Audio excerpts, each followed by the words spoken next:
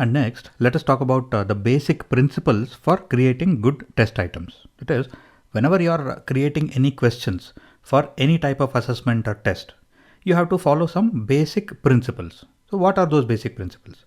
If you are creating essay or descriptive type questions, so then the first thing is you have to specify the length of the response.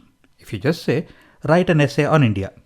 So are you expecting me to write 2 pages, 3 pages, 1 page, 500 words? What is the expected length of the answer? So you have to specify the length of the answer for any essay type or descriptive question. And then you have to provide some guidelines on what point should I focus on. If you just say, write an essay on India, do you want me to write an essay on population of India, on the economy of India, or the education in India? On what should I write? So if you have any expectations, specify what should the learner focus on. And then provide prior information regarding the weight to different aspects. For example, if I ask you to write an essay on economy of India, I will tell you that 25 marks is for handwriting, 25 marks is for spellings, 25 marks is for examples. So, and 25 marks is for the remaining ideas that you present. So, which means that I'm clearly specifying what is the weightage that I'm giving to different aspects of your essay. And if you are creating objective type questions, multiple choice type questions, then the question should be clearly presented with proper directions. In a sense, it should be clear as to what should I do. Should I match the following, select the correct answer, or select the wrong options? So there should be clear instructions. And what you are trying to ask, the main problem, or the problem statement should be clearly specified in the question. And the question should not have irrelevant material. For example, if I give you a lot of unnecessary information in a question, unless I'm trying to see how well you can filter all the irrelevant information, the question should consist only of relevant information that is required for answering the question. And the answer options should be clear and concise.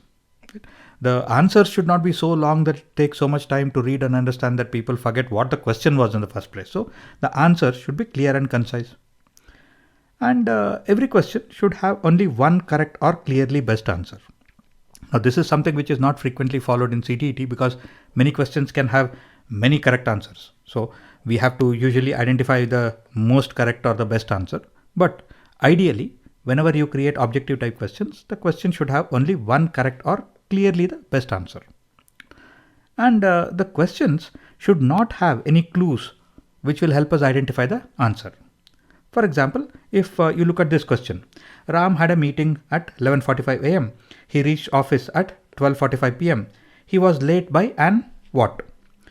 So now this is a mathematics question, right? Because you are supposed to identify by how many minutes he is late. But this turned out to be an English grammar question because when you say he was late by an can be only an hour. It cannot be an 30 minutes, an 45 minutes, an 2 hours, right? An means that the answer is 1 hour or an hour. So the answer or the question actually has a clue as to what is the correct answer. Therefore, this is not a good question. Similarly, if you look at this, the average rainfall of India in the month of July is what? So I give students a table and ask them to identify which of these answers is correct. So now if a student says that the average rainfall is less than 120 mm. Now, if it is less than 120 mm, it automatically means that it is less than 140 mm. So both of these answers are logically correct. Similarly, if I say it is more than 155 mm, it also means that it is more than 150 mm. So which means that both of these are also logically correct. So this question has more than one possible correct answer, right? And I've also given one option as a range, and here I'm saying less than or more than. So it has a mismatch of different options. So this is not a clear and a concise question. So whenever you are creating an objective type question, these are the basic fundamental rules that you have to follow. And these are the basic principles that you need to follow for essay type or descriptive questions.